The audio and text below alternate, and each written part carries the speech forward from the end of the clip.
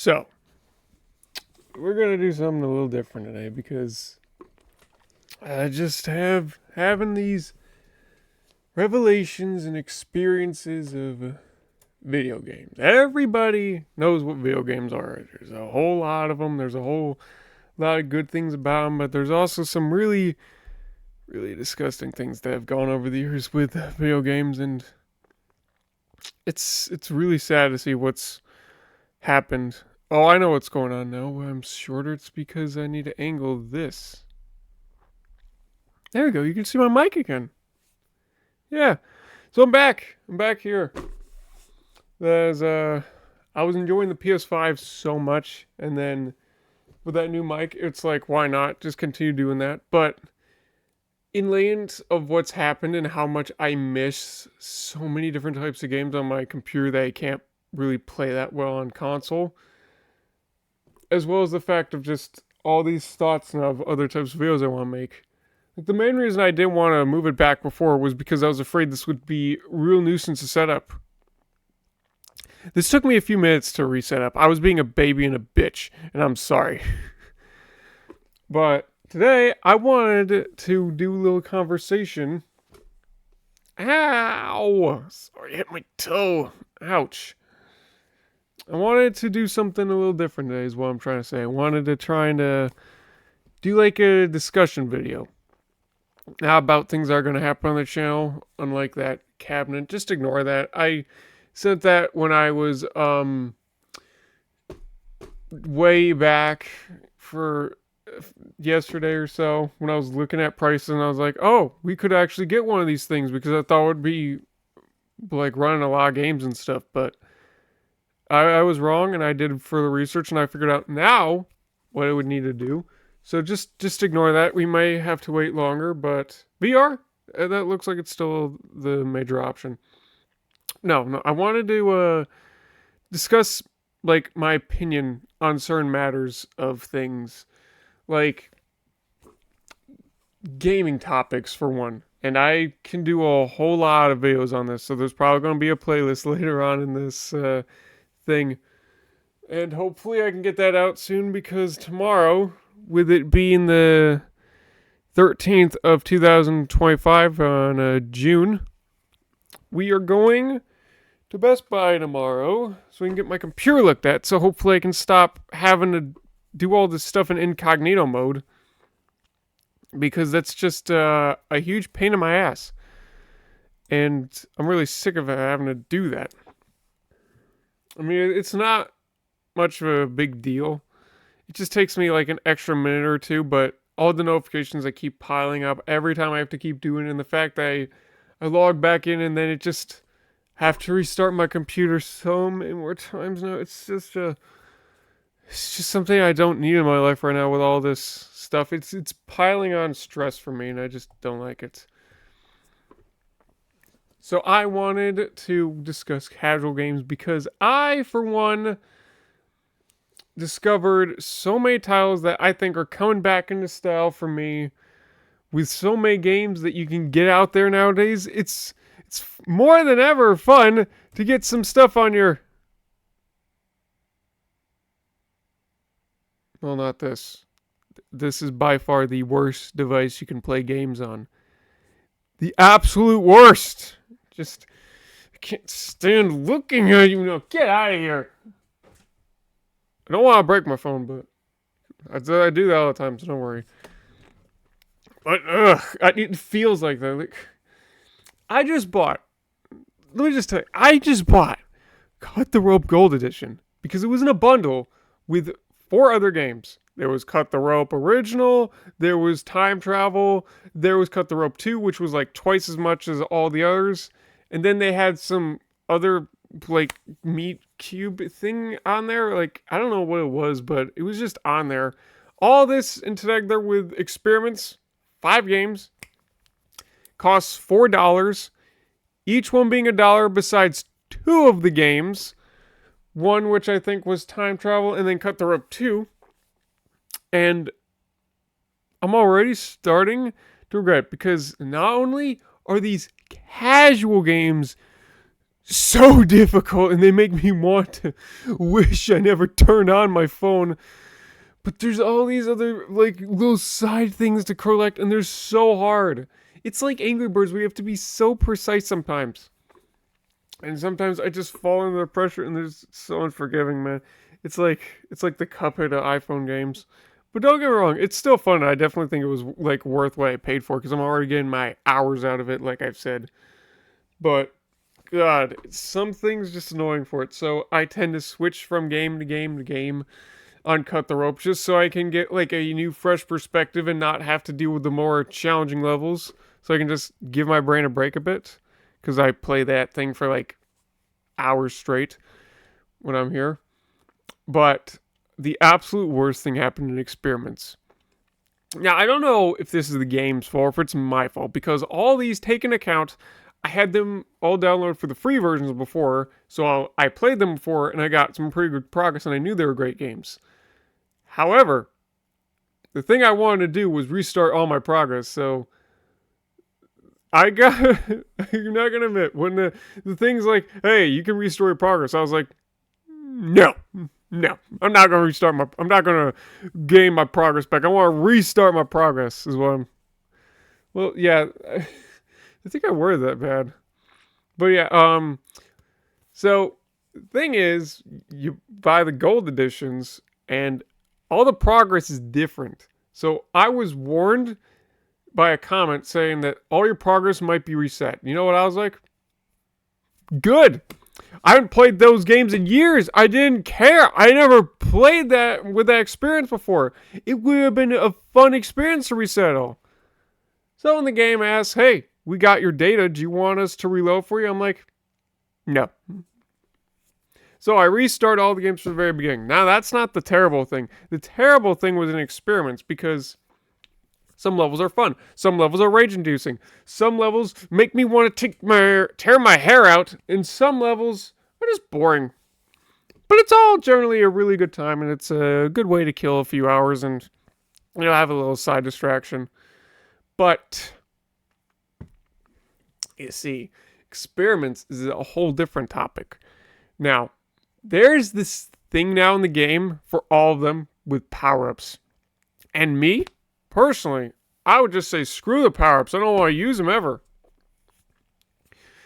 And that's what I tend to do. Whenever I see a level and I fail it again and again and again, I get frustrated, yes. But the important thing is, I neglect my money. It's like, hey, you have 3 power-ups, you want to use them? I'm like, nah, screw you. You can get out of here. I'm going to solve it on my own the right way so I can feel accomplished. Because that's what it's meant to be. The power-ups is just for all those lazy bums who are like, oh, this game is too hard. I can't do this. It's okay, fine. You can't do this, but come on. Are you serious? You're gonna go all cheat mode in here and then just get all the stars like that and just spend your money away? No. I don't do that. I don't do that, ball. You want to spend $25 so you can get an unlimited amount of power-ups? Nah, screw you. I'm just going to play the game, and it's going to take me years. That'll be a good waste of my money. Which, in that point, would be a good way to spend $1. A really good darn way. If I spent it on the power-ups, however, then the game would be $25, and then it would take me like 40 minutes. And that would be a fucking waste. So, I'm not doing that. Nope. And that's the thing. You can avoid and neglect it. But sometimes it will tell you, hey, do you want to use this? And most of the time I'm like, no, don't ever ask me again. I don't want to use it. I know I'm failing. I'm going to do it on my own. It's fine. I haven't found that much of a hard time having that experience in the original Cut the Rope or Cut the Rope 2. It only happened a few times. And that was when I failed the level like 5 times in a row just trying to get like the bonus medals, which I think are actually pretty fun to achieve. But the main thing I'm talking about, for specifically the one that made me have to do this video, was Cut the Rope experiments. For some reason, I buy the gold version. And take a note, this is technically resetting all my progress and it's a different version and everything. But every time I fail a level, every single fucking time. It tells me, hey, do you want to use Om superpowers? Because it seems like you're struggling. I'm like, dude, I failed once. I'm cool. I'm going to try again. And I'm on this one level where it's gotta be so precise because I only want to solve these levels with all 3 stars. And I bet so many of you can, like, understand that. But every time I die, and it happens a lot, mind you, a lot, that thing pops up again. And it's like, do you want to use his superpowers? I'm like, no, no, no, no. So the first time I push X, then the next time I'm like, don't ever ask me again. It pops up again. Don't ask me again. It pops up again. Don't ask me again. That happens for 5 times in a row. And then I'm like, oh, you know what? Maybe I'll use it. So that maybe you'll shut the fuck up. So I clicked it and I used it and it wastes the whole thing. I'm like, no, I want to do the whole thing legitly. So I restart the level. And it tells me the same thing again. And I'm like, fine. I do the level. And then the next time I fail, it's like, do you want to do it again? But this time it's like, you're out of power-ups. You have to buy more. I'm like, I've done what you wanted. Why won't you leave me alone? It's nerve-induced. It's just annoying.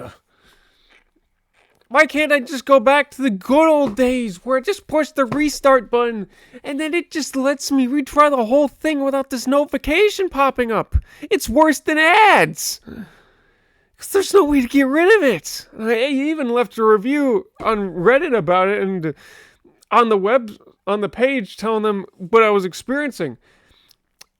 And this drove me nuts. I deleted the game once, reset all my progress to try again, the same problem. I re-downloaded everything, put all my progress back in, restarted again, nothing worked. I lost all my progress, it's still saved in the cloud, but who cares, because I'll just probably reset it anyway when they fix the damn problem. But you know the thing that really boils my brisket? This is experience. This was the second Cut the Rope game, and you're telling me you're having this problem in the sequel? Are you fucking kidding me? Not even time travel has that problem. Maybe they'll be like, hey, you want to use this little bug guy so he can tell you how to solve the level? I'm like, no. It just keeps happening. Also, why are these other purchases in the game already when I already paid this much just so I could play it? It's utter bullshit. I just hate titles like that. They drive me nuts. And this is exactly why I stopped playing games for so long on my iPhone. Besides my Flow Free, because I have a streak of over a year on that game right now. And I'm going to keep doing that until the day I die. So I'll probably have like a world record, but probably no one will care. But you know what? It's fun. It's a nice way to calm down and start my day. And even something nice to do right before I go to bed, and even when I get bored. Of course, some of the more levels that I did pay for, and I even paid to get no ads, so that game works very much perfectly. Some of the levels, though, are kind of like, I've gotten so far in the list, guys. I've been almost every single list, and I'm like on the final 2 lists. So you can imagine how difficult the levels get at that point. They get really difficult. So sometimes it takes me like 5 minutes to solve one, and sometimes it takes me like an entire afternoon trying to figure it out. And other times I can just solve it in like 5 seconds. I'm that good. And I'm even speedy with it too. Like I see dots and I'm like, oh, my brain understands it. Level solved. That's all it takes. It's pretty fucking easy, but it's very fun. So you can understand why I would buy it. And yeah, there are other versions, but I'm refusing to buy those until I complete the one I have right now, because it's good enough and it's practically the same thing, so who cares? Why did I do that with the Cut the Rope? Bundle. Bundle to save money. That's why. And I didn't see a bundle with these ones, so just go with it, you know? So, yeah, no problems with that, and the levels get hard, so I just tend to only do daily ones. In fact, I think I haven't done any of the normal puzzles in a few weeks now, but you can probably understand why. But the thing is, like, so there's so many of these games where you just, like, you pay for it, and, like, it's free and everything, but then it's like, oh, no, you ran out of lives. Oh, no, you failed the level. Do you want to try again with this little adjustment so that it's actually easier for you? I mean, I guess a good example of this would be like Overcooked All You Can Eat. Yes, the game is really, really difficult. And there's an assist mode which can basically make you invincible. However, the thing is for me, and I think for most players, when you get something like that, you just don't abuse it. For me, it's like, I'll adjust the timers to be slightly longer and make it so customers are less picky, just so I can like get a really good high score. But most of the time, I won't even turn the damn thing on unless I keep failing and failing and failing, just so I can re-unlock my progress. And that's even like the scenario of what it is right now. And because I had the original Overcooked and Overcooked 2 before, so you can imagine why I would just like turn it on always just so I could easily get all my progress back. I have it on the PlayStation 5 now and I haven't used it once. I just like to, be skillful. If I'm not good enough to be able to unlock it, then I feel like my skills just aren't there and I should just take my time, go through the whole thing, and then unlock it normally. That's just what I believe you should be doing. So when I come in here and I get a game and I pay for it, I like to see that there's nothing else that you can do with it. Sure, maybe you can adjust the difficulty slider, and I can understand that type of idea too, but the thing is, sometimes it's worth the extra challenge. It makes the game that more fun and that more replayable. So if you tell me I can just buy this power-up that I can use everywhere on the screen that can make me instantly never lose, then I might as well not have bought the fucking game in the first place. That's all I'm saying. There's no point to it then. Like, sure, you can buy like a few for a few levels and that can make it slightly more decent, but the price is outrageous. It's like $6 for $2. I'm like, God damn, I already paid $1 for this thing and it only gave me $3. Oh, I only used them. What am I supposed to do? And if you want an unlimited amount, you can do that. For $25. At that point, I might as well get the tri-pack, which is actually what's on my wish list right now. Because, goddamn it, some of those ways are the only ways to experience these games now. We're going to get into a lot of these topics and stuff, but first, I want to start by listing out some of the best ways now you can play your casual games, because that's what we're talking about. This entire video is dedicated to casual games and what's happened with them in the world and why I miss them. So, let's begin by saying, casual games nowadays. What's some of the best devices you can play them on? Well, if we're talking about devices that haven't gone, like, out of service or anything, there's the iPhone, but you're probably going to skip that because there's so many ads in the games, even though they're freemium, so they're not worth it in the first place. Don't buy freemium games. They suck ass. Let's see. What else is there? Well, you could try your consoles, but most consoles are usually like with the PS5, where their controls are so difficult that no toddlers or even your children are going to understand, let alone to set up the damn thing. I suppose you could go with the Switch. There's a few casual games on there, but let's be honest, some of them are just knockoffs, and some of them are just like shovelware, and they're not good enough as the classics used to be. I guess that would leave you with the computer, which I'm so glad is still a thing. And you know what? There's even some classic titles out there too. Sure, they removed Flash and everything, but hey, if you can save enough money to get a computer, not even anything fancy. I don't know what this is. This is a yoga laptop, basically, and it plays Steam just fine. I mean, yeah, it will not play some like Garden Band or Poppy Playtime, or even sometimes when I'm playing like God, what is it? The Talos Principles 1. It gets really hot and it gets really messy, but it plays enough games that I want it to do that don't take that much to do. Like Mob Factory. It runs that one pretty good. It also runs a bunch of great PopCap games and Minesweeper and just a whole bunch of really good puzzle games and stuff. What the hell is this? It went away. See, this is why I'm going to Best Buy. Things just keep popping up on my screen, like the command line keeps popping up half the time. I'm like, why are you popping up? And it just does that for no reason. I don't understand. And they expect to be making robots that run AI when I'm still dealing with this crap? Man of the world is like, what's happened to this commute? Oh, oh yeah, that's nowadays. Oh, so what did we have back then? We had Nintendo, the golden age of casual gaming. There was the Wii. Oh, there was the DS. And then there was the DSi and the DSi XL, basically, in one bundle. And then they made 3DS and 2DS, but let's be honest, there wasn't as many casual titles on that game system. Then there was the Wii U, which kind of had the same problem, but yeah, it's fine. But more than anything, there was still back then Steam, and there's Steam now, and I love you, Steam. Thank you very much for allowing me to play these titles. So what made these so good? Well, let's first by starting out by saying casual games. And I'm not talking about casual gaming. That's a whole different topic. Casual gaming is for those people that are gamers like me, but not like me, and they're not into completing games to 100% and getting every money of your mouth worth. They're more into like, you pick up a game, you play it, you have fun.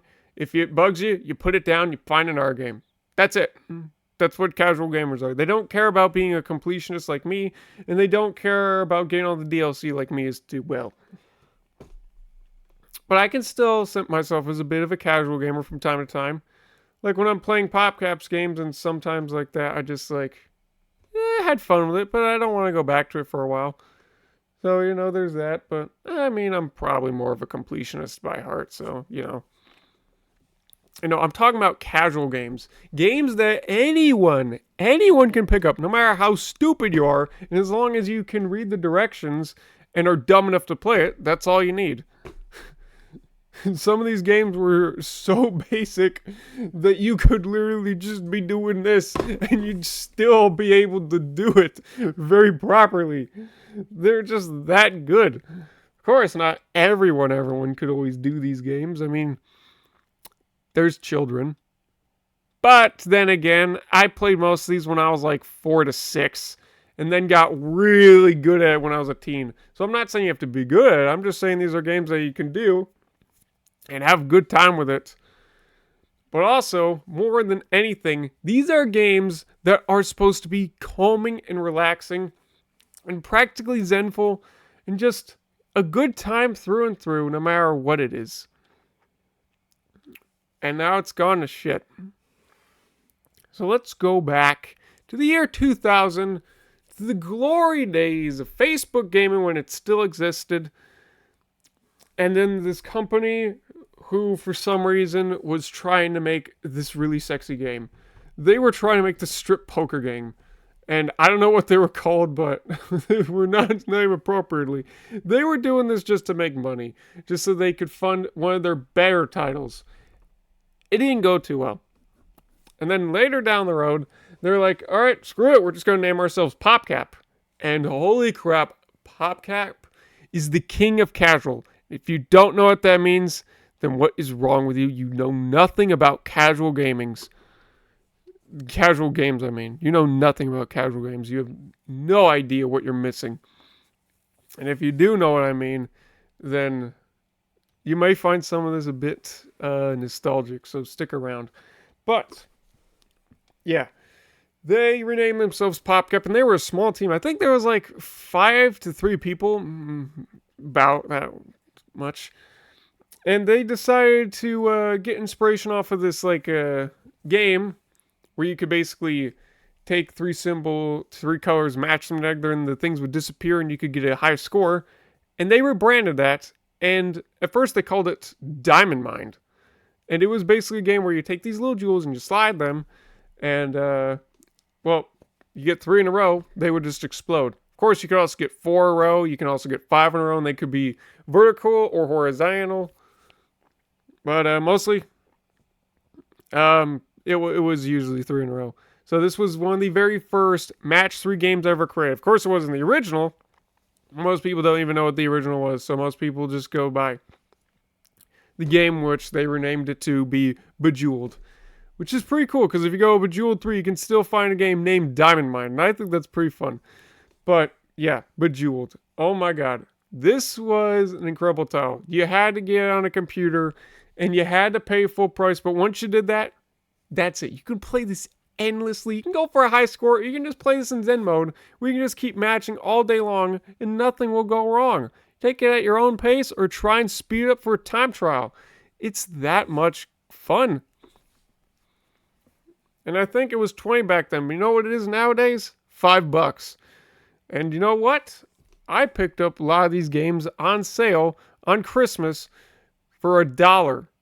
That's what all PopCap's games are. Them going to be telling you about, or their casual games. On Steam, they're $5. That is a steal, especially when I bought 11 for $1 on Christmas. I saved $44 that way. Smart thinking. But yeah, just incredible. You can just pay that little and then you can do this all day long. And people are like, whenever you see a match 3, they're like, this game is like Candy Crush. But Bejeweled came first and it inspired Candy Crush. So whenever someone comes up to you and they see a match 3 game and they're like, hey, that game's like Candy Crush, you can be like, no, you're wrong. That game's like Bejeweled because it came before Candy Crush and you're wrong otherwise. That's what you can be like to them.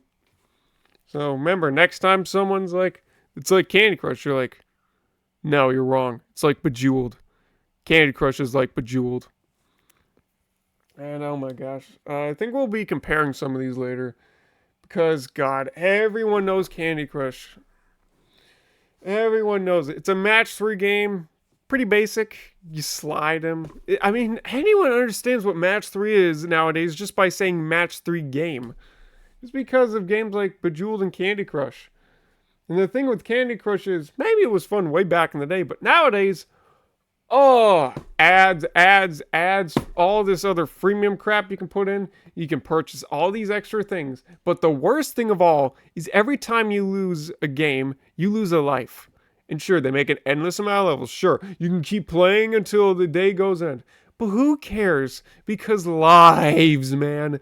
Freaking lives. If a game has lives, just don't continue playing it. It's not worth your time. When I pick up a game, I want to be able to end it when I say, not when the game tells me to. Because sometimes you're just having a really good time, you want to continue. And I guess other times people could argue, well, if I kept doing it, then I could just see my entire existence going to shit. But why would you pay for it if you couldn't already just keep on playing it? So yeah, lives are basically this thing Candy Crush has now. So every time you lose 1 of 5 lives. How long do lives take you to restock? They take an hour to half an hour each. That's madness. You get 5 at the beginning of the day. You lose all 5. Oh no, you're going to have to wait 2.5 hours just to get them all back. Sometimes, I think they might even be 45 minutes. I think they varied on times, but you can get the idea. You cannot play it for so long. And if you play, you know how long the levels are? They take you like a minute. You telling me I died? Now I gotta watch a full-length movie just so I can play again, and then, oh no, 5 minutes there, I'm out of life, so I gotta watch another movie or go to bed just so I can play it again for 5 minutes. It's bullshit. Bejeweled, it's like, oh hey, you got game over. Want to restart? Oh hey, you didn't get the high score. Want to try again? Oh hey, you're not doing so hot. You can either switch to Zen mode, you can switch to these minigame modes, you can just play time trial, you can play Zen mode, or you can play an Bejeweled game, or just go to a different game if you want. The point was, there were no lives in any of their games. Never was. You could play them endlessly. And all you had to pay was $5. That's insane. Candy Crush is free. You play for 5 minutes and then you regret making that purchase. Which was nothing. Except time. Time and disappointment. Oh yeah, that was that. PopCap, wow, their Bejeweled went up really great that they decided to keep on making games. And you know what? They were really good at it. Keep on pushing out like a few every year. And that's impressive considering how small their team was. Now, some of you may be thinking, that's not that impressive. Some new companies might be able to do it. But didn't I tell you already that this company was small with like 3 to 5 people at the maximum working? That's insane for the time and being able to put out that much. They made things like Zuma, Puzzle. They even made this weird lawn gnome game that actually looks like something that I would enjoy. And they made so many great games. They made Insane Aquarium. All these different games. You could play endlessly. All these different modes and stuff. Which I could do my own video on. But since I'm trying to make this short, I'm just trying to get to some gist. Hell then. They made Plants vs. Zombies. And that game won like a game of the year. And it earned it every way. It's a fucking call. What can I say about it? You hear Plants vs. Zombies, you instantly know what it is nowadays. Hell, most of us that are pro at it call it PVZ. And everyone knows what it is. And I could talk about that game all day for how nostalgic it is to me and how it was one of my very first and still favorite games ever played and made. Oh. And that's exactly why the devils themselves, EA, had to come in and were like, hey, we want to purchase your company so we can take your brands and redistribute them. They sold them over. So PopCap is now with EA. And you know what? This is forever why I will hate EA. Sure, maybe you gave us Battlefront, but I don't know. It ain't enough to forgive you. Nope.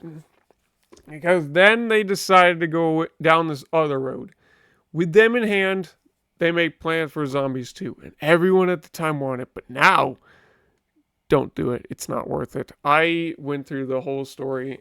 And even getting to the very end, it was just a struggle. It was not fun anymore. The game, at that point, I was just trying to see what I could do. And I have not played it. And in fact, I don't think I even have it downloaded anymore in years. And I played that, and I had it in high school.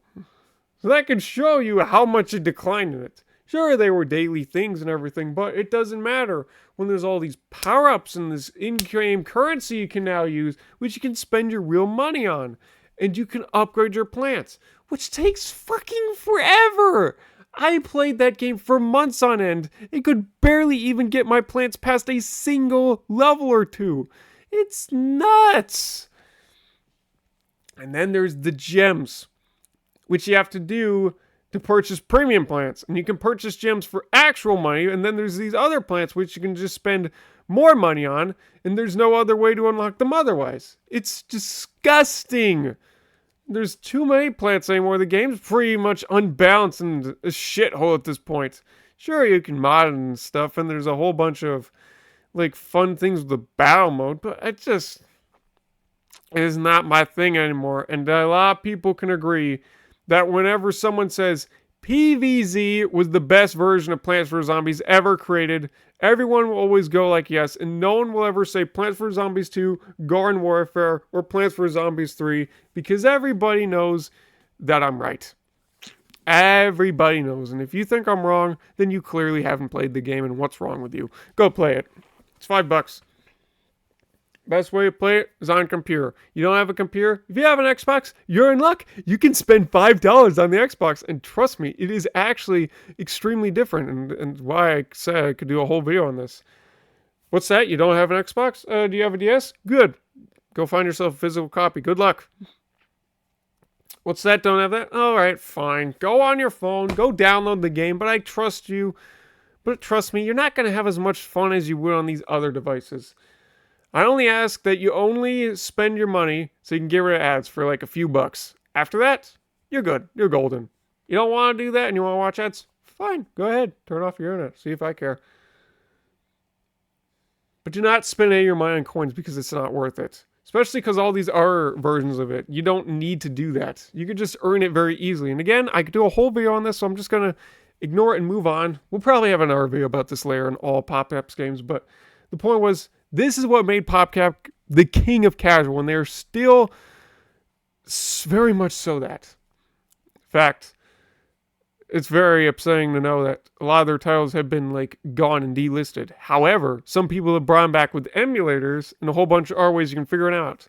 So, trust me when I say, one day I hope to play all of PopCap's games, even if some of them are crappy repeats. You know what ones those were? Ones by Spin Top. They basically made this game called Mystery PI. And then after that, they were like, spit on our, spit up on our. And then they made an escape version, and then they made a treasure tracker version, and then they made a sequel to that one. And all it was a search and find game, which I call I Spy, because for me, I grew up with I Spy, and I still have some I Spy games on Wii and DS, and some book. Do I have a book? I think I have a book.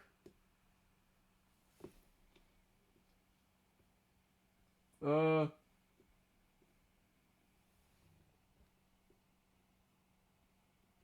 can't really see it from here, but trust me, somewhere down there, I have an I Spy book. In fact, I had the way before that some of the more childish versions of it. Hell, I even watched the show, and I missed the show. So whenever someone says search and find, I say, oh, I Spy. Some people could say, where's Waller? But I'm like, I Spy. Because that's the generation I grew up with it too. And so, trust me, I love all of them. I have only two of them because the other one isn't that good. And it's the original. Surprise, surprise. And another one, which I'm like, I'll buy it. I'll buy these after I've done this other one. Because, I mean, sure, it's a simple search and find. You see a word, you find it. It's that simple. But there's also hidden keys and poker chips and collectibles which you can find, which can unlock these puzzle modes, as well as other unlimited searches. And I mean, they're okay, but they're no award winners. So if you know what High Spy is, if you experience anything like this game before, they're basically all good repeats. And I mean, each of them are pretty different in their own sense with the objectives and whatnot. But I mean, in my opinion, you should only spend your money on one, then wait for sales to get the rest. But they're still pretty good in my opinion. I still love them, and I would still love to do all of them. But yeah, that's basically all the pretty much repeats you can find. Hell, even PopCap's sequels slapped hard. They did exactly what a sequel should do. Well, except maybe Feeding Frenzy 2, but to be honest, I never got into the original Feeding Frenzy or Feeding Frenzy 2, so I can't be too judgmental on that one. But if you remember Bejeweled, they made Bejeweled 2. And Bejeweled 2 added in the systems that you see in all of your match 3 games nowadays. They started that. And they had it in this new game where you could just play endlessly. And then they added a few mini games. So what did Bejeweled 3 do? They reworked the whole thing. They remastered everything from Bejeweled 2 and even added in a story with a whole lot more mini games, practically being the biggest Bejeweled that you've ever seen. And it was the exact same price as Bejeweled 1 and 2. So trust me when I say you should only buy Bejeweled 3, and you should never look back and buy Bejeweled 2 or 1 unless you want to get that more classic experience. Because you're just getting the same experience otherwise. And then, of course, same thing for Zumba and Zumba's Revenge. I got Zumba's Revenge because I saw Zumba and I'm like, okay, it's Zumba's Revenge minus all this stuff. Zumba's Revenge was Zumba, but there was a story. There was a map. There were 60 levels, all of which you can play endlessly in a gauntlet mode. And above that, boss battles and power-ups. So even though Zumba technically got inspiration from this other game, I'm like, you know what? No. Zumba's Revenge, it's a whole other different game because of everything it adds. And sure, not all their games were award winners, but God, PopCap made some crazy things that they even put in references for Plants vs. Zombies. Like Bookworm and Insane Aquarium. And again, I could talk all day about all this stuff and all the greatness that they've done, but what are they nowadays is what we're trying to talk about. They're shit now. They've been spinning out these things like Garden Warfare, which was incredible. I loved the comic book. I got the comic book instantly when I was told about this thing. And then they did Garden Warfare 2, which I'm going to miss having to give over to my sister. But it'll be worth paying for it again because I can now get the deluxe version with the cosmetics and the extra 2 characters, which you have to grind for, which I'm not doing because I don't play online. But I might do because now I can play online. Yay! But I'll only do that, if she has the version of the game or any of you want to play with me online. I'm not the greatest, but I'm also decent enough, you know. But yeah, and then they made uh, Battle of Neighborville. Yeah, I think Garden Warfare 2 was the best version, and Battle for Neighborville is not worth your money. Especially considering that the server still goes for Garden Warfare 2 and is in fact a lot cheaper than Battle for Neighborville, and not many people play it. So, yeah, just don't spend your money on that. It's not worth it.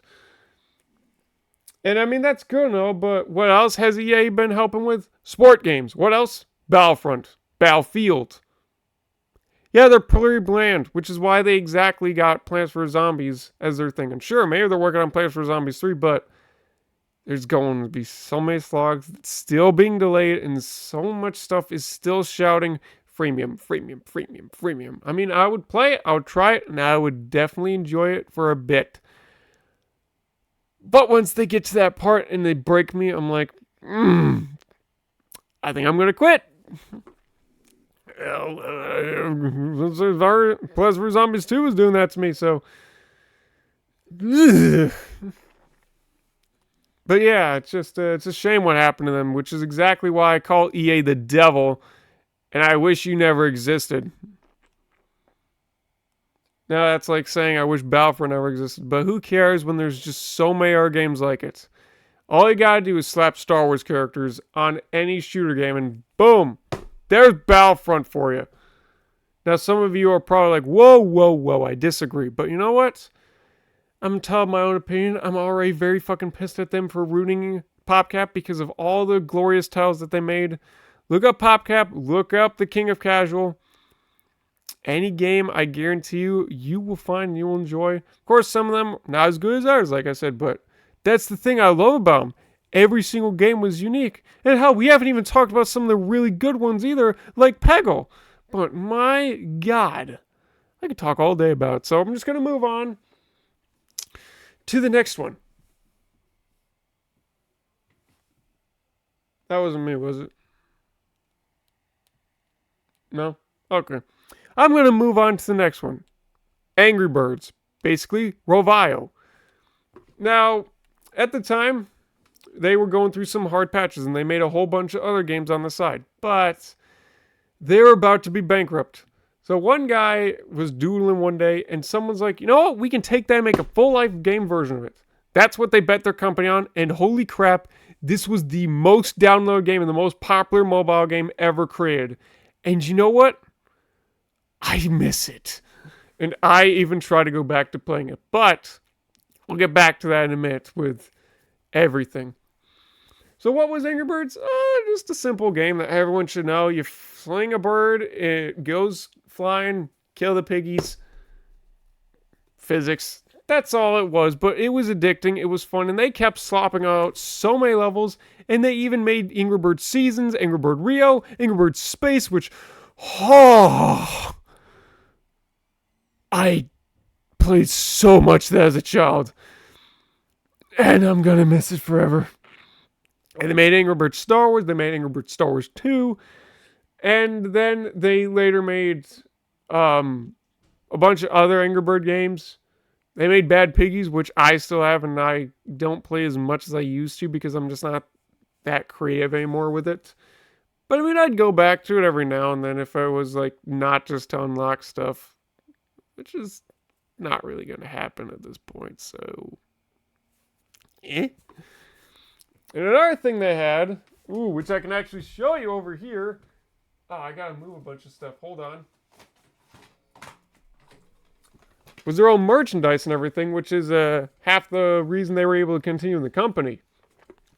So the reason they were able to still going was because people eventually were like, oh, I'm getting sick of this game because it was just the same thing over and over and over again. In my opinion, that's every game ever made. Of course, you could say Astrobot's not like that, but it's the same core mechanics every freaking time, over and over and over. They just add in a new technique or a new power-up every few levels or so, just so you don't get sick of it. And that game is still so replayable in my opinion. I could even go back to Astro's Playroom and play the whole thing without complaining a single time. But yeah, people were sick of it, and it probably didn't help that it required so much precision. Like some levels, you had to be just precise. And even if you think you nailed the technique, then you probably nailed the technique or you just haven't honed on it just perfectly enough. Sometimes you just have to launch the bird at that pixel off centimeter just so that you could get that extra 100 points, just so you get that 3 stars. Everyone probably knows the pain it was, which is the first reason I stopped playing. And then when I got back to it with seasons, they changed so much and they had so much that I just was kept going with it. And yes, there were free versions, which had ads and stuff. But there was also the premium version, which you only had to pay like $1 for. So just do it. And of course, there were power-ups and stuff, which you could do. But honestly, you could do the whole thing without power-ups. And I loved that. It also helped with all their merchandise. I have an Angry Bird hat, but that came in by mistake. I never bought their merchandise. That's how they kept the company alive. Like half their value of how they were getting their money's worth was from merchandise because it was still new back then. And then they kept going on some other different routes. Like this. Now, I'm not going to lie to you. I know it's a little childish, and I know it's, you know, it's not that long, but god damn it, shorts are so addicting to me, and I love them. So Angry Bird Tunes, I love this thing. I got discs for season 2 and season 1. I'm still looking into season 3 because I didn't know they made a season 3 until way recently when I realized they shut it down. They shut down all the Oh! I hit my mic. I'm so sorry. I'm so sorry. What a fun little jump scare in the video. Probably one of the most rewatchable parts.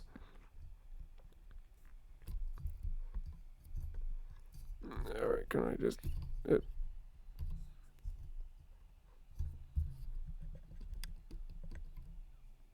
I don't know if that was... it works fine from there.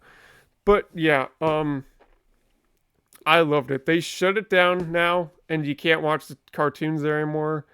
And that's one of the things I still love about these mobile games. The fact that you can just, like, watch these little cartoons there. I used to do that every morning for breakfast.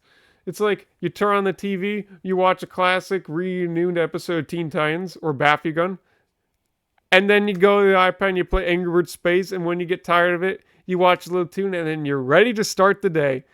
So you can imagine what was the very first thing I wanted to do when I got my iPhone. It was gone.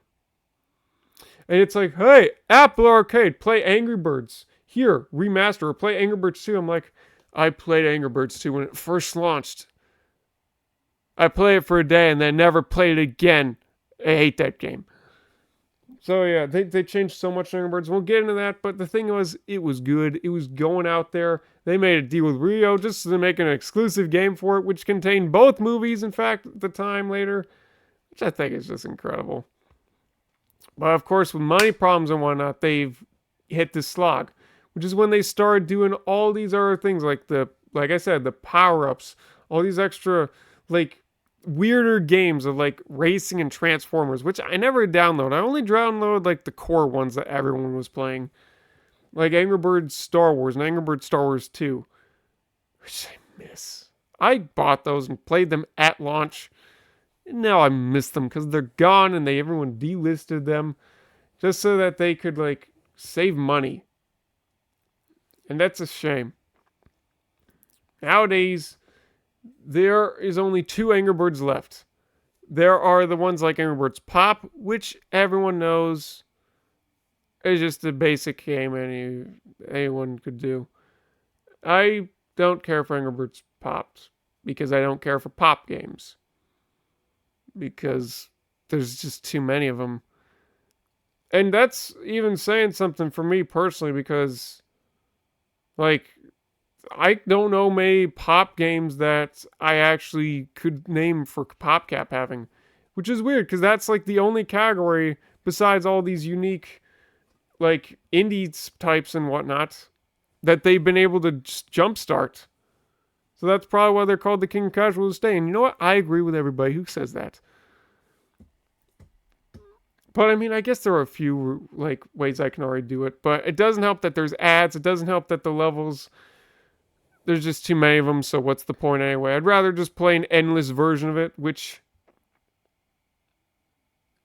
Oh my god, I forgot! This one game no one talks about. Dynamite! That's what it was! Never mind! Pop games were, in fact, a creation of PopCap. Next time you're playing Angry Birds Pop, tell your friends it was like Dynamite. Which probably no one remembers, because it was this game where you shoot eggs. It was the same principles, and it was the same concept, but it was endless, with no purchases and no ads. Same price, and you know what? I might just give that one a download now.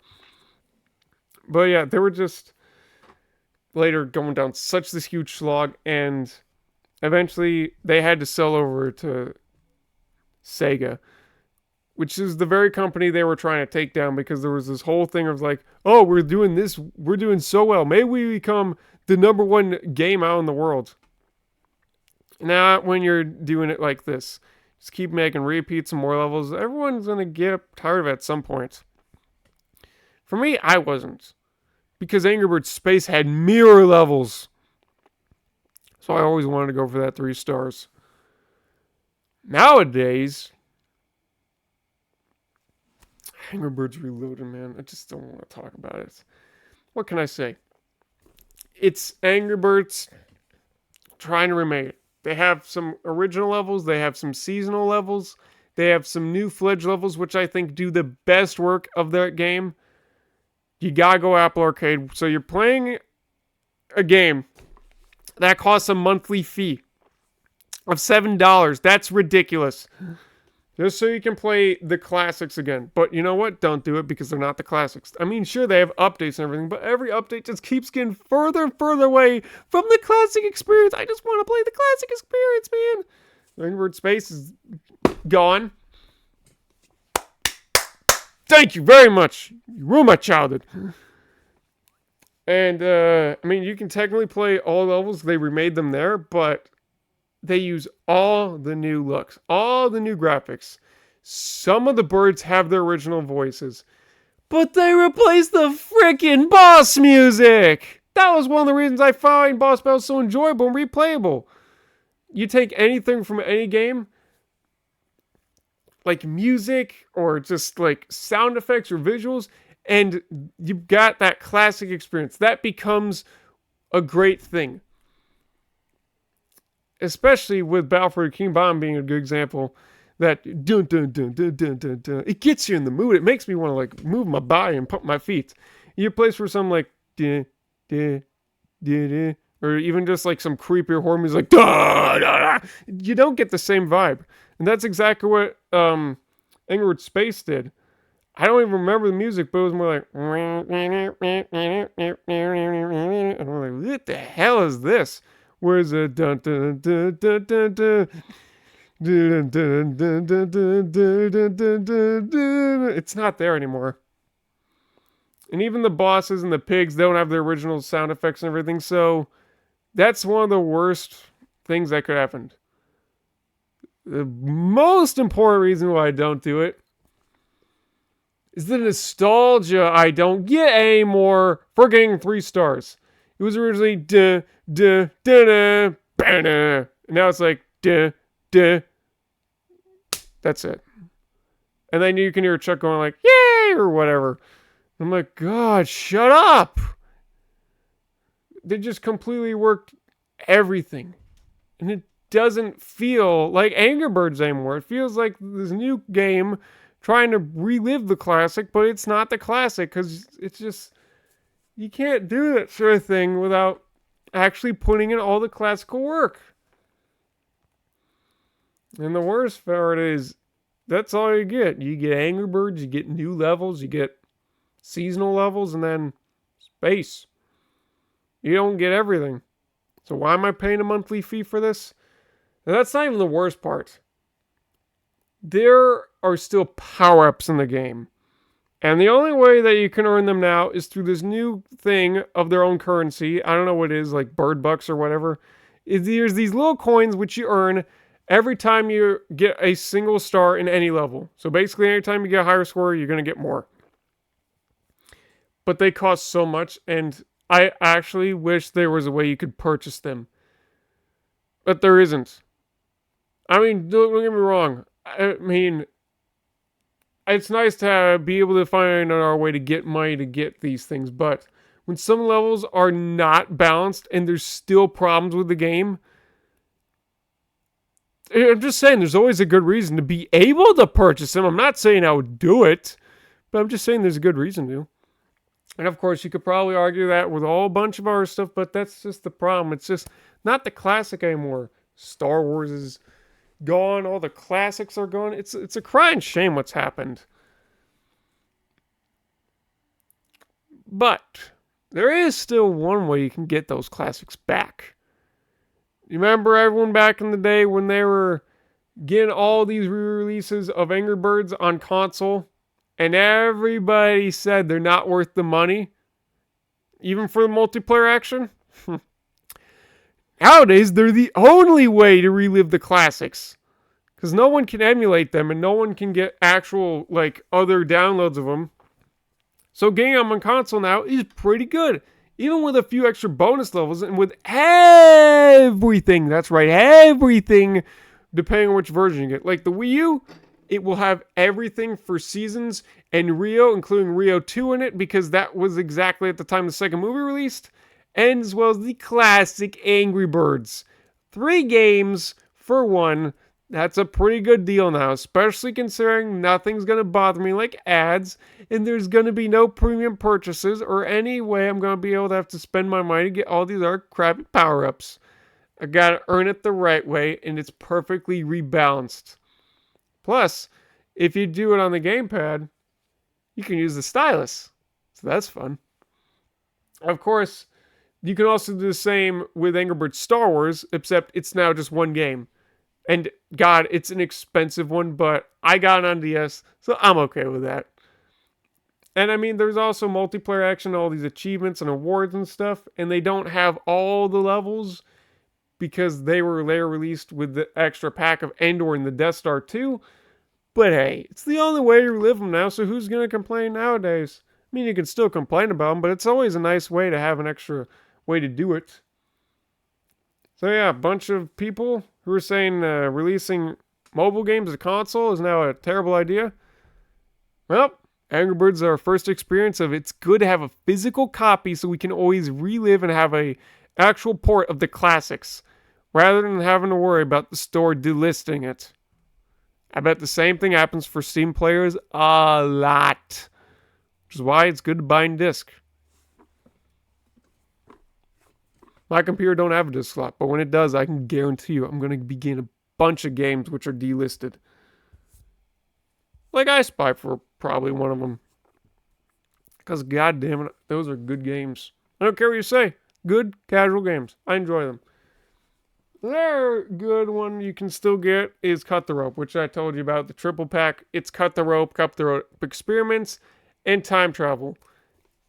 It's just all of that. There's no add-ons. There's no extra purchases made, so I don't know if they'll have the parallel levels or not. I'm going to do more research about it. But you can play that on DS, which uses a stylus and a second screen of a new 3D visual. It's not a minigame. It's just a side view of what happens when you put candy in Adnam's mouth. But, hey, this means I don't have to deal with that whole screen telling me, hey, do you want to use power-ups? Hey, use power-ups. And all these are power-ups appearing all the time. Because there's no power-ups anymore. So I can play the game the way I want. And Cut the Rope 2 is the greatest reason for that. You get Cut the Rope 2 even with Gold Edition. Or whatever is premium, whatever. You pay for it to get ads and whatnot for that version. And there's these clovers in the game which are unattainable unless you use power-ups. I hate that. And the worst thing is it locks content behind said power-ups. Like other levels, man. Why? Now, I don't know exactly if you can, 3-star, they get unlocked automatically. But I'm that kind of person who's like, I see something, I got to grab it. So when time travel's there and it's like, hey, you're missing a snowflake. You want to get that winter hat? I'm like, God damn it, yes, I'm not going to spend the money. I'm going to find these snowflakes. I'm going to do it.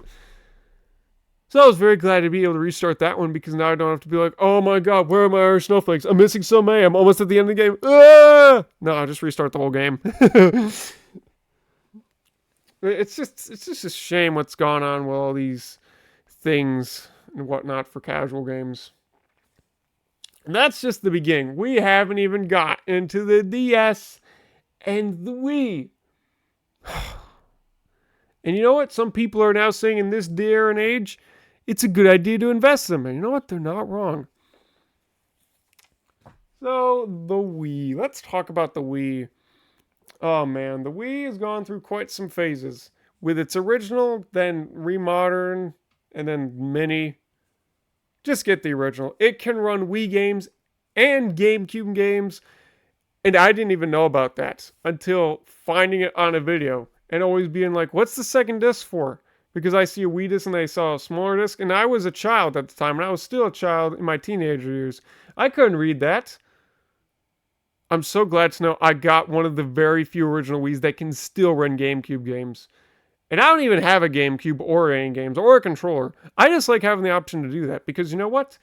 That means that I can play fucking Sunshine if I find it. And I like that. That's cool. I think that's really neat. No, really, I think that's really neat. Especially because most people say GameCube was one of the golden ages of when games were coming out. Comparison nowadays, it's like there's this one game, and then there's this other game like it, and then there's another game, and it's more expensive, and then there's this DLC, and then there's another DLC, and then there's this other several games, which is just another phase of like Fortnite stuff. Why? I like finding those titles that are more unique and less, is it better than this game types deal. So, anyway, back to the Wii. It launched with Wii Sports, which is still one of my all-time favorite Wii games. Of course, the Wii Play, I don't have to do much motion, and that was another, like, sort of pack-in, and it came in with a remote. You could pay $50 for this and a remote compared to just $40 for a remote. You're paying for a $10 game that's usually at full price, which will have been as much as the gosh darn remote, maybe even more. So that was a pretty good deal. And you know what? It sold really phenomenally well. And I still find myself wanting to go back to it so much. Where can I begin? The tank game. Finding Me, the shooting game. Even, like, billiards. Like, you name any game in there, and you could find yourself going back to it for so long. So long as those games weren't ping pong, cow game, and they are, like, ping pong variants. And most of them, I mean, yeah, they're not as good as others, but some of them are just so addicting you could find yourself playing them all day. And you know what was the best part of both of these titles? The Wii had this genius idea that you could earn medals. And my God, they even implemented it in a Wii Sports Resort where you could also earn stamps and things like that. Just make a game so replayable and so good. I don't even know if you people knew that the original Wii Sports had this training mode, which I did not understand until my dumbass self was like, what is that? I just click it. Beep. Going to the best mode in the game. Every game has 3 additional training modes, which can help you hone your skills. And holy crap, they're all for point bases and they're so addicting. And basically, if you want to go back to that bowling game on Wii Sports Resort where you can knock down 100 pins and try and get a strike with it, that was what training mode was. And there was also the fitness mode, which is basically like you take so much things from the Wii Sport training mode, so it can basically like a brain age type thing where it tries to measure out how physical and fit you are. I don't know if it works that well. I mean, I used it a few times, but it more bummed me out than impressed me with anything. But it did get me into the training mode and got me really addicted with earning all those medals. That was a fun time. Holy crap, though. The Wii was so good at all their classic titles. Anything with the word Wii on it. Almost anything. Because there was music and chess. And music. And, yeah, they weren't that good. But most of the other ones, they were pretty good. And then there's all these other titles like Game Party, and people will think of shovelware and all these games that use motion controls. The motion controls are what made all these games casual. My mom was playing these. Hell, I didn't even get this console by myself. The story of how I got the Wii was from my grandmom, because she's on my mom's side of the family, so that's how we call her that. In the year of like 2006, when the Wii first came out, she heard of it and got it for us as like a Christmas gift. That was really generous. And I don't know if you know this, but I was born in 2003. I'm 21 years old right now. Turn 22 very soon. My birthday is on July 30th, 2003. So I'm turning 22 very soon. That's fun for me. But anyway, if you do the math, I was around 3 to 4 years old when I first experienced video games and the Wii. And I was able to play them and play very well. So yeah, these consoles are very utilized that way. And even my mom was playing it with us. And hell, we still find it everywhere. Just when I was in high school and I was playing with the video game club, someone brought a Wii so the janitor and the teachers could play Wii bowling. That's how good these games were. And there's a reason there's still one of the number one top selling games for Wii. I don't know if it's like top selling around the world, but god damn, man. They turned people who weren't gamers into gamers, and they got just your grandma to play. Not many consoles can say that, so trust me when I say the Wii is still one of the very few things I'm still glad to keep hold of. And it's probably the console and reason why I keep all my old school consoles. You know, unless I'm giving them away as a gift for my sister, which is what's happening for the VR headset and the Switch Lite and Xbox One. But I will never get rid of my Wii or the Wii U because those are just very special. So yeah. Or my DSi XL. I did give that away once when I got the 2DS because I learned the 2DS could run everything that the DS could at the time. So we just did that before my sister got her own DS, and then she got her own 2DS, and then I just got my DSi XL back because it's like, we're not playing it anymore and I miss Brain Age. And I don't have the full versions of Brain Age. I just had the Express versions. That's going to change soon because, goddamn, some of those games on the DS are also still addicting. I think we should change topic to that. Now, you may be like, what about the Wii? There's so much good stuff. Motion controls, Monkey Ball, Banana Blitz. At least for me personally. Like, for me, you can't have Monkey Ball without motion controls. I grew up on that and I got so stressed. And playing it today, I got so stressed. But I love it. If I played that with a joystick and a controller, it wouldn't be fun anymore. I loved the motion controls. I still love the motion controls. And there's a reason why I want PS5 games. I have certain games like Loco Coco over there that I downloaded to only be motion controls. Because if you're using a joystick, it's just not the same. Sure, it's easier, but what's the point of making something easy? I want a challenge. I want it to feel right.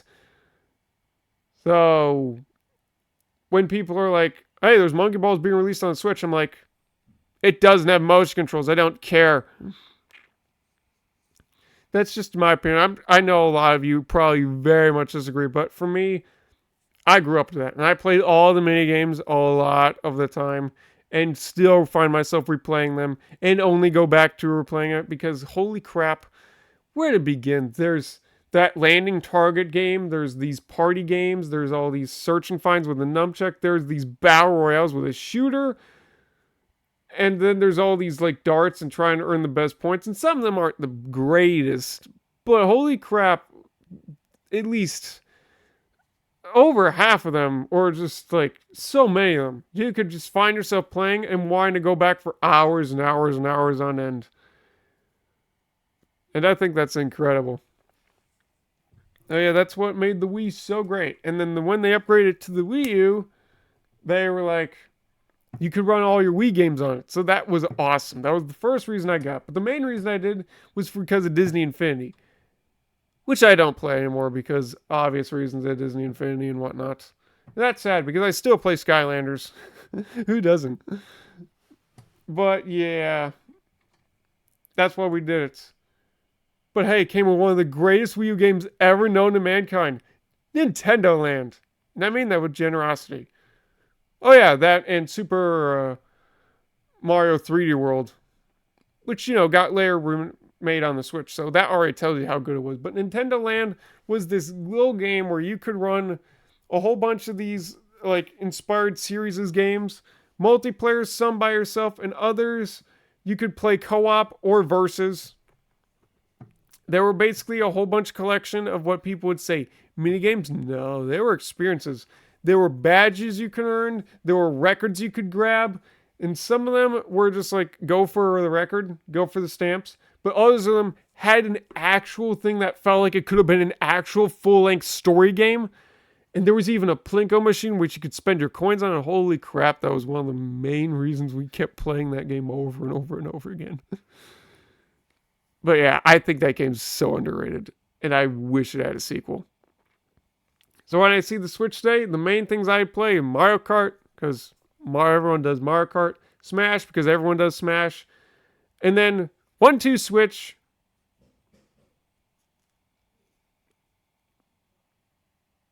And Clubhouse games.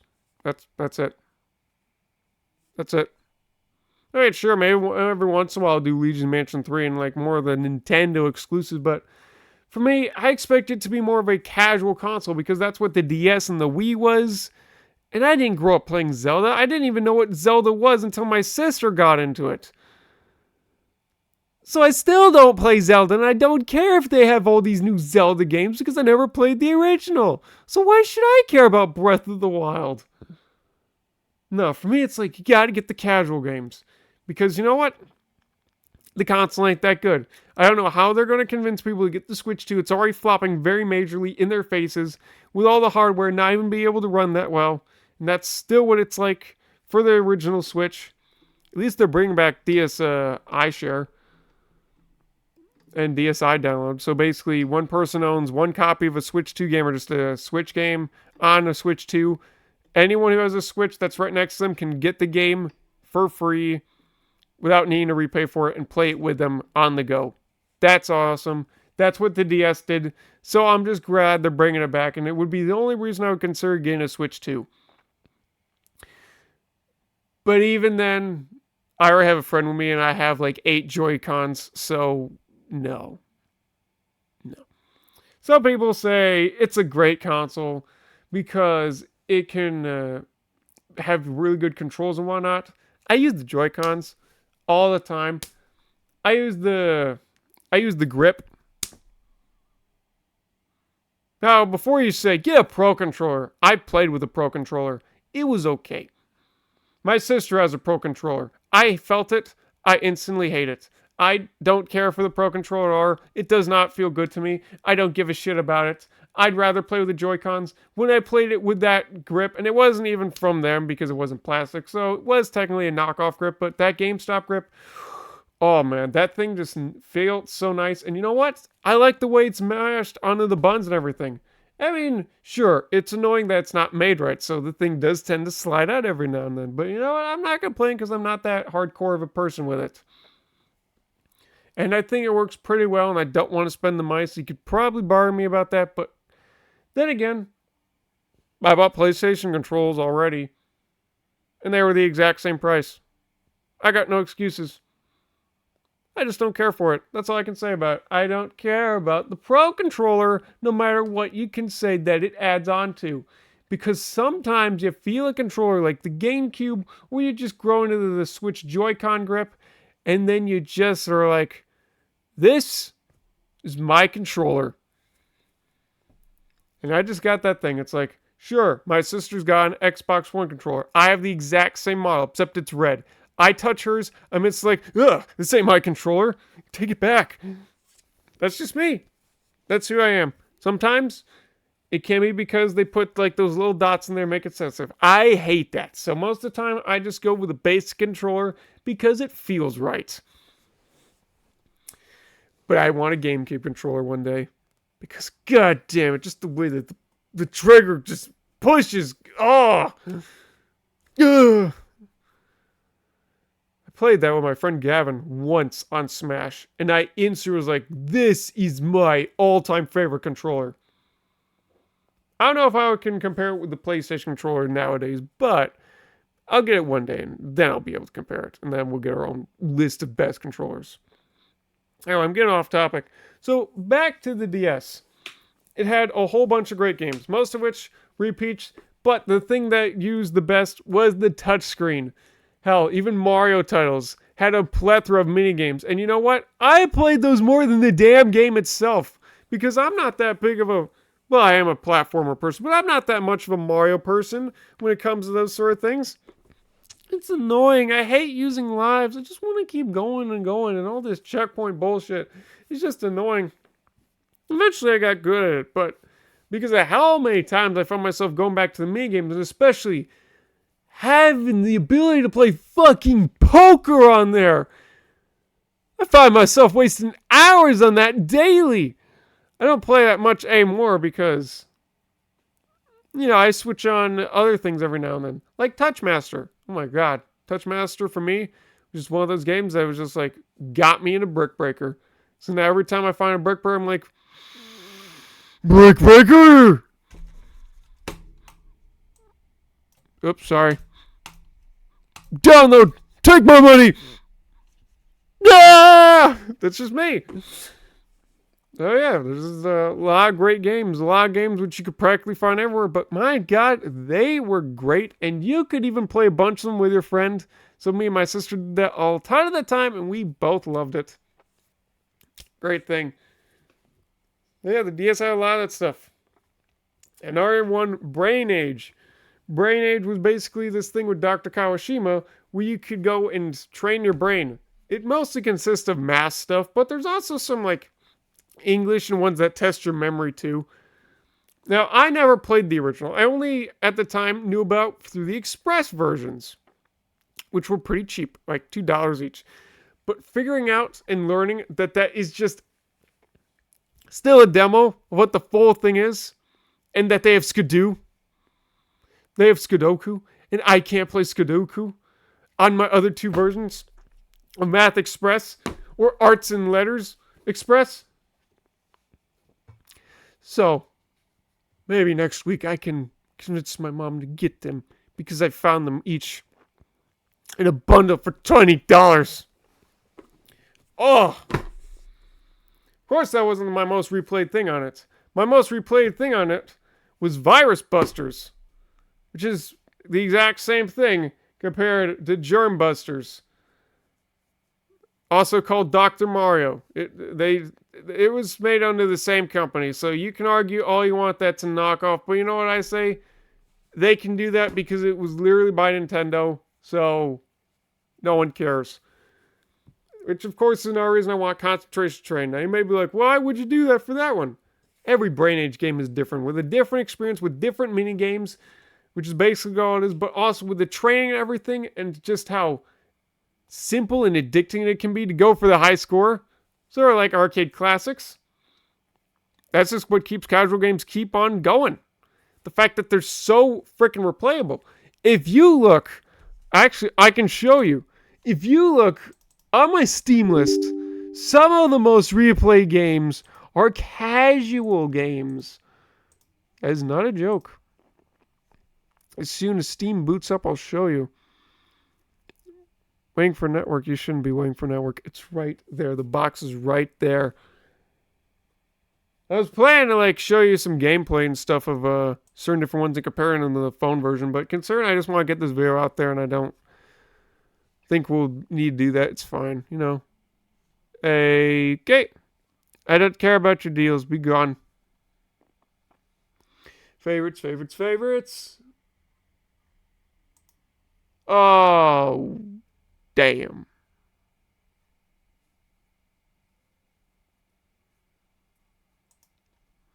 So, yeah. This is why casual games are so good. No. God, hold on. 75 hours. Now you're probably wondering, but you deleted it. No. It's on here. I just did that for storage problems because of my computer. Downloading videos isn't easy, guys. Okay, when I record a video like this, they can go up to a few gigabytes worth. But then you get to the real problem with the export, which can go up to 12 to 15 gigabytes. And my storage right now is 72. Oh, that's pretty good. But I know once I start exporting this and everything, it's going to go way up. And then it's going to be like, your storage is low. So that's why all those things were deleted. Especially, mind you, that I had like 10 videos on here before, which were not on the channel, which are on the channel now, which you can see. So yes, that is why I did it. And also, I technically did delete a few Toy Story videos because I decided to give up on that whole thing. Because originally I played Toy Story 3 because I thought it was going to be Toy Story 3 on the Wii. We'll do a whole other discussion about that later, but it's the PSP version on the PS5. And I was like, man, I could do a video showing why this is the worst game in the world. Don't make me go back to that, please. I have to start all the way over then, and I've already lost so much of my life doing that. 5 hours. The worst 5 hours of my life was on that game. Half the time I was going to fall asleep, so don't ask for it, please. But yeah, that's just one of them, though. That's one of them. What are some other ones? Let me just have you look on here. There we go. I have a favorites list. I have a whole bunch of lists. We'll be going back to all these later. But first we'll be going to like some de-stress and whatnot. But first off, where is it? There it is, PopCap. All this stuff you can get on there. Don't mind the demos. Those are ones I will be buying it later. Well, maybe not you and you, but I will definitely be buying you and you later, and you, maybe you, and you, and you, and you, and you, and you as well. Oh, and I can't forget you. All right, let's do hours played. Expecting this to be a bit more impressive. I mean, the demos can only last you an hour. I mean, yeah, some of these are quick, but god damn, some of these are really addictive. I haven't played Bejeweled Twist yet. Shoot. Oh, or the Wizard Pen. Well, mind you, does the Wizard Pen one up here? No. Okay, that's weird. Whatever. But yeah, looking on that and looking into, I think there's a way to do all games. Yeah, all games. It's only 47. What the hell? What do you mean that's all my games? That is a lie.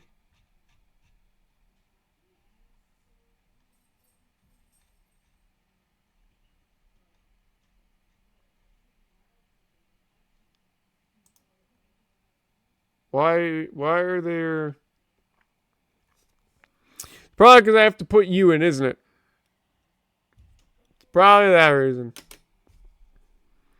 But yeah, even my most played games on here, like, they don't even compare. They don't really compare to the amount of things that I will get off. Yeah, Plants vs. Zombies would be at the way top. That's all I'm trying to tell you. There's just certain games that PopCap has created that I am just like, you know, is way more addicting.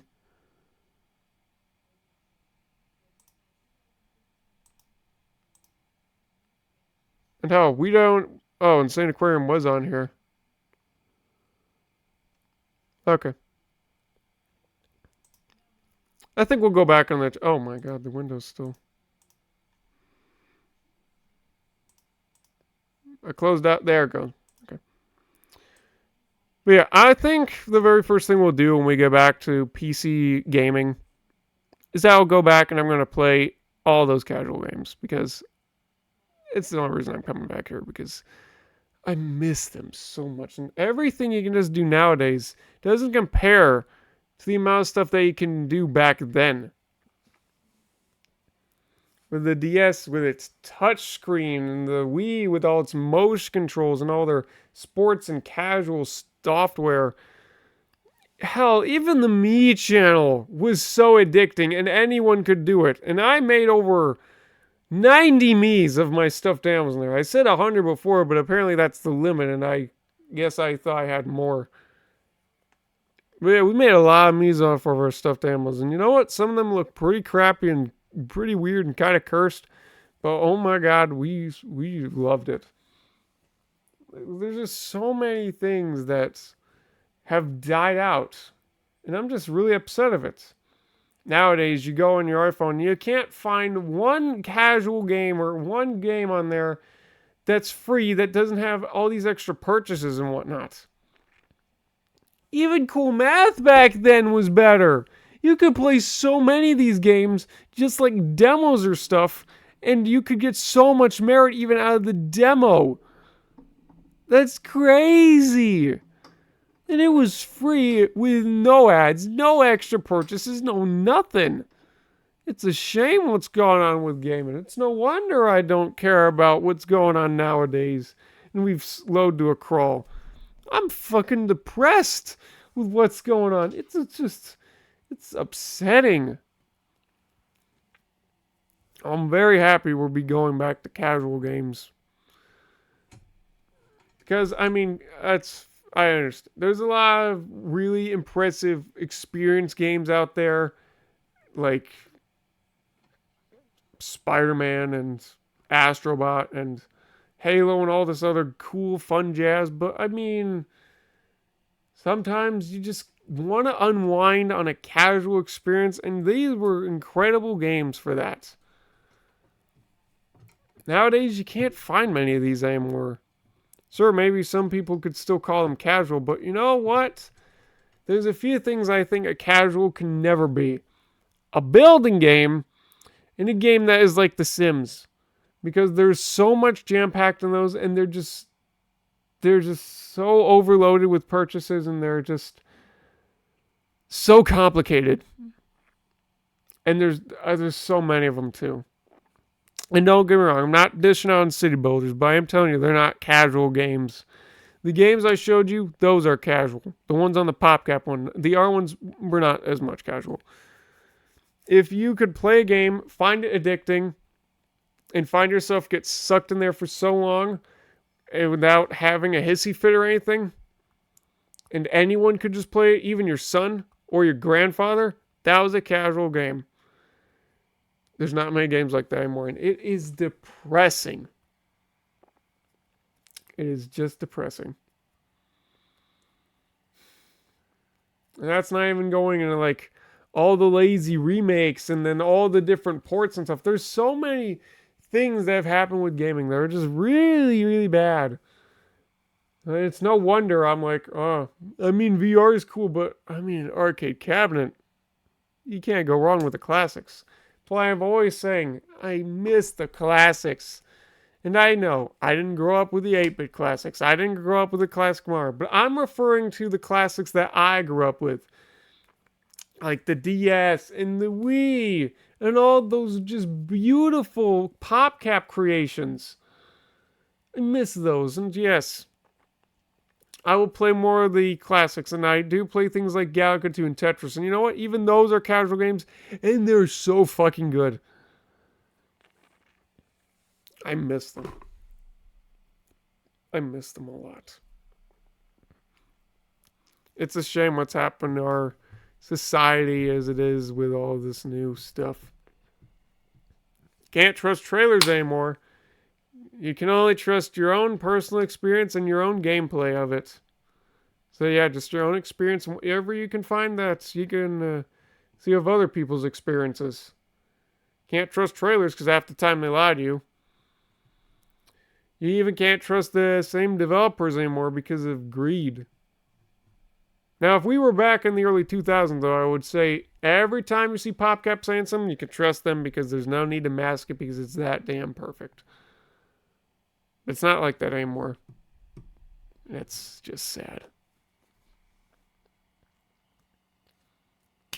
So, yeah. Thanks for listening.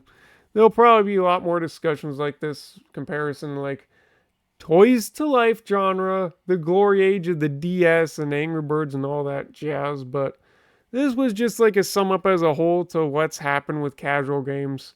They used to start off so nice. Hell, I didn't even mention the fact that Facebook gaming started it all.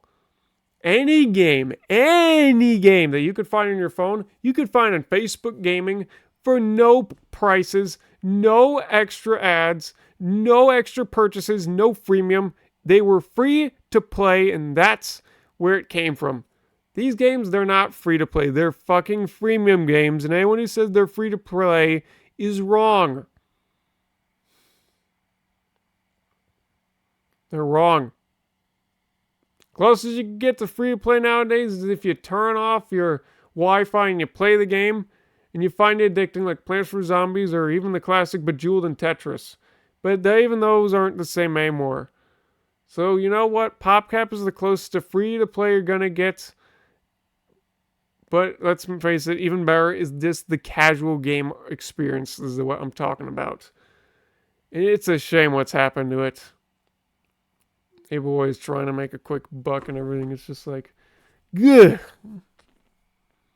No wonder I stopped playing on my Apple Arcade and I didn't ever renew the subscription. They're like, hey, we got mini motorways on here. I'm like, cool. It's $15 on here. Why bother? And yeah, I even bought some games on my iPhone at decent prices too. Like some of them were like $8, I think.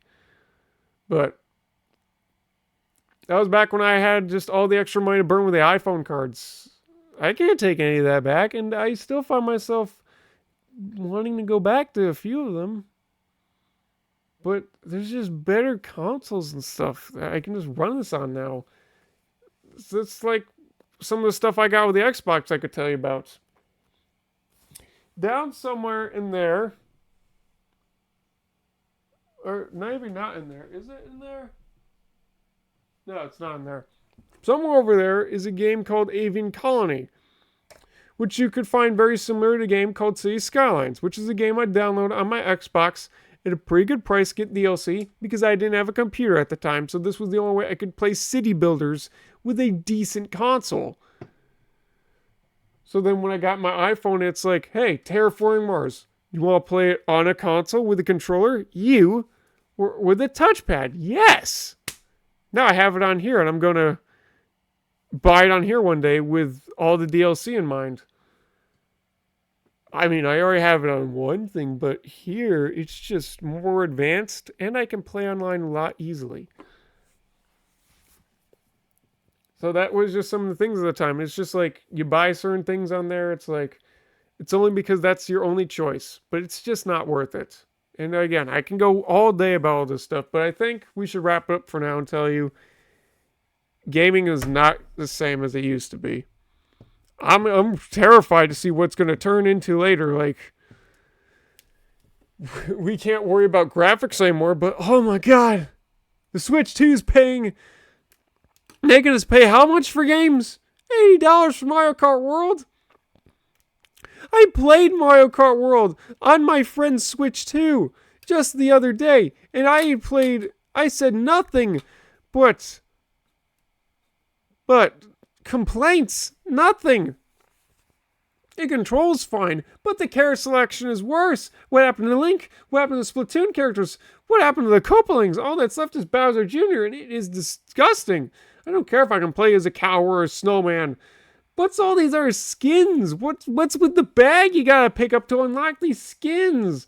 I mean, it's cool you brought some power-ups back in. The track roster is the worst roster so far, and driving from place to place isn't even as cool as you mentioned it could be. It would have been cool if you could customize your Grand Prix and whatnot, but you can't even do that. And even the open world, I mean, it's massive and all, I suppose, but I got Burnout Paradise, so why would I fucking care about that open world? And even worse, the elimination. It's driving from track to track to track. But you eliminate 4 players at a time. Cars 2 nailed the concept right out of the bat. You drive around, in about 1 minute, someone gets eliminated. Then the timer gets smaller and smaller and smaller until there's only 1 player standing left. Mario Kart World can't replicate it like that. That is crappy. It is just abysmal. Ugh. It's horrible. And man, I don't want to be too judgmental, but I played through the tracks, and holy crap, when I play certain tracks on certain games, I can recognize them. Every track I played on that game, I found myself dozing off, not being able to focus, and completely forgetting everything that happened. All those tracks were very forgettable to me. So, I don't know what happened. And I didn't even talk about some of the other worser parts. For one, Bowser's Castle has lava, which I guess is cool. You step on it, it makes you lose coins. But when you step on it and you lose coins and then you fall into it, you lose 6 coins instead of 3. And then you can get a max of 20 coins, but it's not even useful. Half the time I find myself only getting to a max of like 12 to 10 on any race. But if I'm doing an elimination run, I can get over the 20, and then I can get another 20 more without being able to keep said 20. So I think they very much unbalanced that thing. That's stupid. It's even worse because certain things give you more coins now for the power-ups. The 1 coin is now 1 coin or more. It's a 3 coin. Do you think you could at least describe that on the image? You too lazy to do that too? What's wrong with you? There's a gold shell. We didn't need that. Maybe you should rework some other useful power-ups that were fun in the past. Like, I don't know, the 7 or the 8? That ring a bell? I don't know if they have it in there, but I'm just saying. Mario Kart 8 Deluxe existing and the fact that I paid for the DLC for about half the price of what the game was at launch. I got everything the game had, but double with all the tracks and bonus characters. There were 12, count them, 12 Grand Prix that you could play in Mario Kart 8 without the DLC. Mario Kart World has 8. Just a decent Mario Kart. Nowadays, we got 24 Grand Prix plus mirrored on all of them.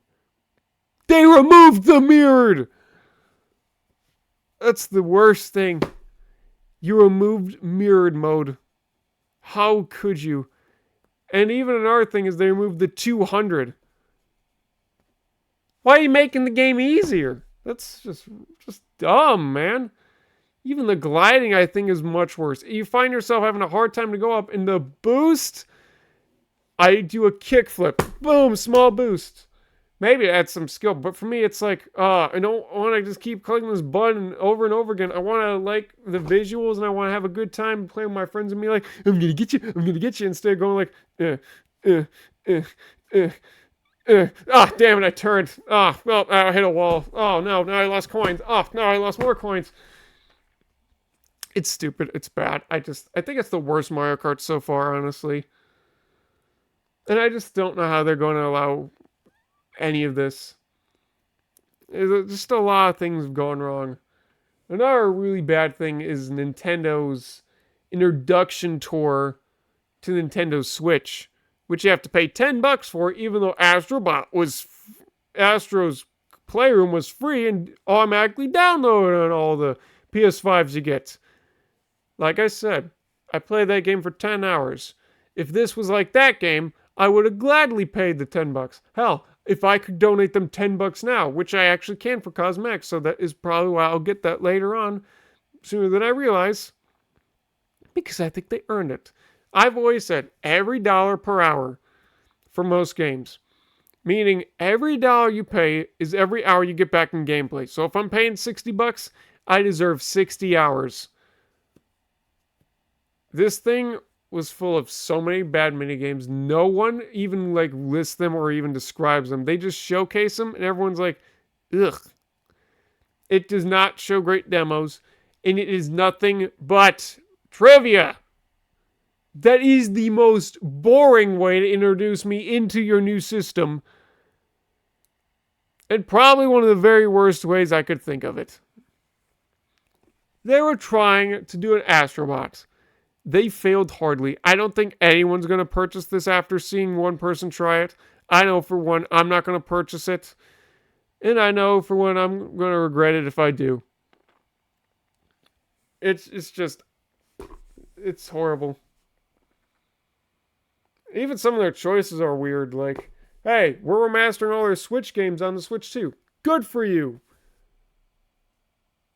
What's this? You're making an update for Super Mario 3D All-Stars? That was a limited time game. What the fuck is wrong with you? Why? I wish I had one. But they're like $120 nowadays, which I think is obviously probably worth it. But still, I'm not paying $100 for any game. That's crazy. Without saving up for it first, because I'm not made of money. I mean, jeez. Most of the time, I don't even want to pay $60 for a game, so now I gotta pay double? Yeah. It's horrible. Absolutely horrible. It ain't worth it, man. It ain't worth it. I don't know why you're doing that. Hell, even some of your things they are updating to it only allow the Switch 2 to get the real benefits. So what's the point? Sure, most people would maybe do it if it was like, oh, it adds better content, which is what you promised. But no, it's just like Mario Party Jamboree. Oh, now you can do everything with the Switch 2's new implementation features. That's all it is. So it's literally the exact same game. It adds no boards, no characters, just a whole nother like little mini mode, which is only for Switch 2 exclusive controls. Who cares? And it's the same thing for so many other titles. So why would I give a damn? I don't know, man. And that's not even to mention all the things Nintendo has been getting ripped off of and tries to rip off from and just tries to allow on the system. It's abysmal. Like, if you look at one of the recent trailers, it's like 3 games in 1. The ultimate Hitman experience. Dude, that game's been out for over 20 years. I'm pretty sure anyone who knows Hitman's already downloaded it. No one cares. What's that? You released a new thing? Oh, never mind. It's not exclusive. It's just been released on everyone. They're still updating that game. Everyone who's played Hitman has either Hitman 3 or they're saving up for Hitman 3. Why would I play that on the Switch when I could play it on a good console like the PS5? I don't want no loading times to be a bitch. And I don't care about portable. Like, I'm sure only people would get the Switch for portability. I make YouTube videos. How does portability help me? That's what my phone was for. And even then, half the time, I'd only use it to watch videos to get more info on what I should or should not invest into with games. So there's no reason to do it. So I know the Switch is trying to make this like the new DS and whatnot, but the DS back then was like $100. Hell, when they made the DS, the 3DS XL, and then the new one, it was like $200. And then for me, I got the 2DS because it was $80. I could do everything with the DS and 3DS games and play with my friends, and it was incredible. I could go online and download all this stuff, and now all that stuff has been shut off, but I could do all that, and it was incredible. This console is the same price as a PS5. On the go. It's twice as expensive as the DS. No one's going to be invested into this. And half the time, if they're going to be playing with a friend, they're only going to do it for like the handheld mode and like gamepad type functionalities that they used to do. Like where you used to play those tabletop games. That's the only reason I would ever buy another console. Have my friends bring theirs over. Because at that point, if I'm bringing them over, we can just play on the TV. And we can use new controls. Because I just bought so many of them. You can do online. Every console could do online. You are offering nothing, absolutely fucking nothing that anyone is going to be interested in. You got handheld. Every device, brother. Every device can do handheld. There's even devices that are bootlegs and stuff that can do Steam games and Xbox games and just any types of games you can dare really think of. And they are so way less expensive. I got this thing, I remember. It can play 300 games. All classical. All stuff that no one will know about. It's a handheld. It's got a D-pad, A and B button. I bought it. I got sucked into it. It takes batteries. That's why I don't use it anymore.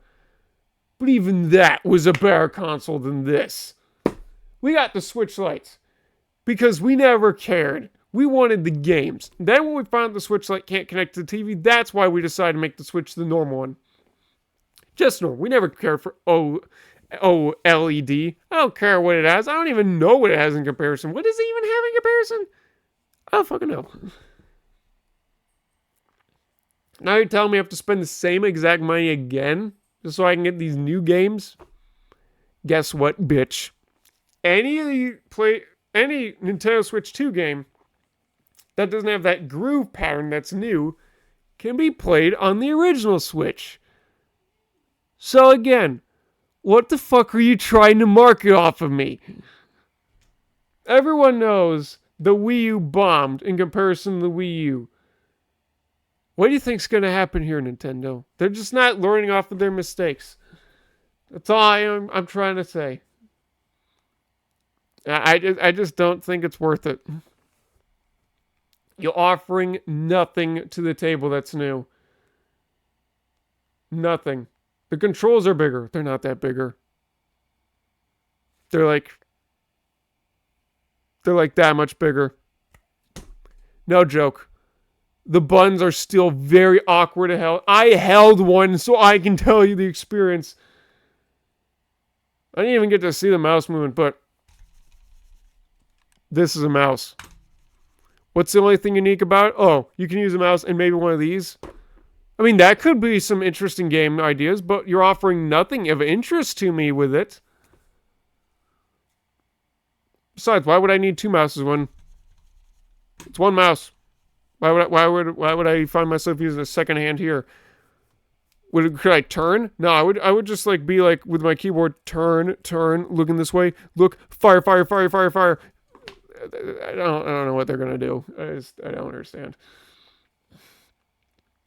I mean, when the Switch came out, it was very unique. The fact that you could take the thing on the go wasn't the selling point. For me, it was the fact that you can adjust the thing for the Joy-Cons to go in a grip, to go onto the gamepad, or like the screen or whatever it is. I don't know. I just call it gamepad because that's what the Wii U was, a gamepad. And I just grew up with that thing, so that's what I call it. And then you could even put it in your hands just to be a single controller. They offered nothing new with that experience. And some people complain that you can't charge those in the grip. They actually made an exclusive thing for that, which you can get now. And the controllers last for 20 hours, so you're being babies about it. No one's going to be playing for that long, so just grow up. But of course, people are still going to bitch about everything. Like I am. But I got reason, and I'm explaining why I'm doing it, so... I mean, it's not better than what the other people are bitching about, but I'm just saying. We're all entitled to our own thoughts and opinions. Didn't I say I was going to end the video? I did. You can see why I tend to not do these things. Because they tend to be a lot longer than most other people's videos. It's because I've had the experience, and for me, I don't just imply what they did. I share stories. Very long-lasting stories that you could probably fill out an entire arcade with. You could fill an entire library with my bullshit. And I bet a lot of people could say that too. So yeah, that's why these are so long. But I'm just saying, I miss the way things used to be. I miss the classics. I miss it when the Wii was still a great thing. I wish I was back there to understand Wii points because I was a child. I wasn't even in my teenage years before I was like, what's that do? And then I discovered the shop icon. And then when I got the DS, that was the only time I ever purchased something and put something on there. And I don't even remember how I did that. It's just a shame, man. It's just a shame what's happened. I mean, there's a few good things that came out of it, but I am utterly very upset for everyone who's grown into this generation of gaming because there's just so much other good stuff you can find on older consoles and whatnot. You know what's my most unused console in this entire house? The Switch. Yeah, let that sink in for you. Let that soak into your brain. Hell, even the Xbox I didn't utilize as much as using my computer just to watch YouTube half the time after I got sick of it. So maybe that's just me. But I mean, I'm back on my DS. And I even came back on it again when I was in high school. And then I came back on it again when I got the 2DS. And I even just got back into it immediately when I got regifted. I even go back on the Wii and the Wii U every year or so just so I can play I Spy. Because I love I Spy. But the thing is with I Spy, if you play that every day, you're going to remember everything. So I have a strategy. I play it once and every so often that when I want to replay it, I forget everything like a dumbass. So that I can enjoy it again. That makes sense. Seriously, I probably beat that thing already 4 times already in my entire lifetime with both the Spooky Mansion and I Spy Ultimate. Holy shit, that reminds me, there were a few ones on the Wii, not the Wii, the DS I can do, but oh no. I don't have them with me because I left my bag up at the lake. So I gotta ask my dad to grab that for me so I can get all those plethora of games back. But yeah, great Wii games over there. Good Wii games over there. Holy shit, my sister's downstairs. Wii games over there, all great. They were just incredible. I just am so upset for everyone who grew up into this generation.